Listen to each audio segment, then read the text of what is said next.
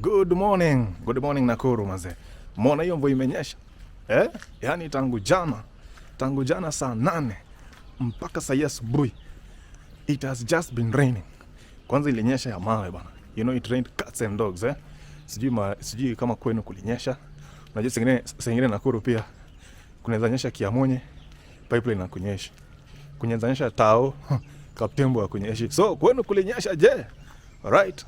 But it has rained. It has really rained. Now, kumbuka, farmers maze, this is your time to shine.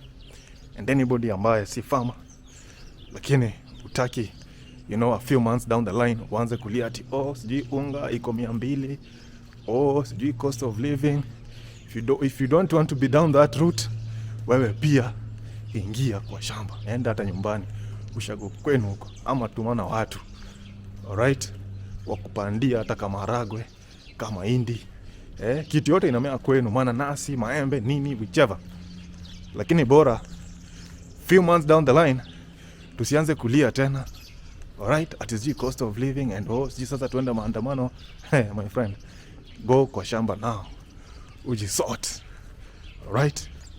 Otherwise, tunafurahia ile kumenyesha.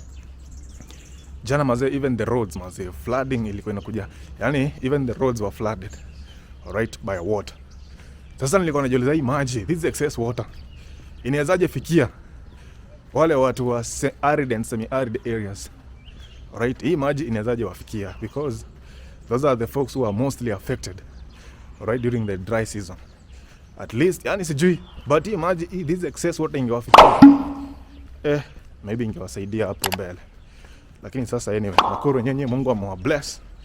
Amewapatia mvua, yani amewapatia petena akawajazia, akawapatia in excess, not ile excess, too much excess, that sasa watu wanabebwa nini. Ile tu just excessively tu vizuri. Nakuru, yani Mungu amewabless tu abundantly vizuri na mvua. And so kama uko na gutters nini, chota maji. Saizi ni wakati wa kureduce bill ya maji. Kama kwenu maji huwa inaletwa na lori, this is the time, lori ziende parking.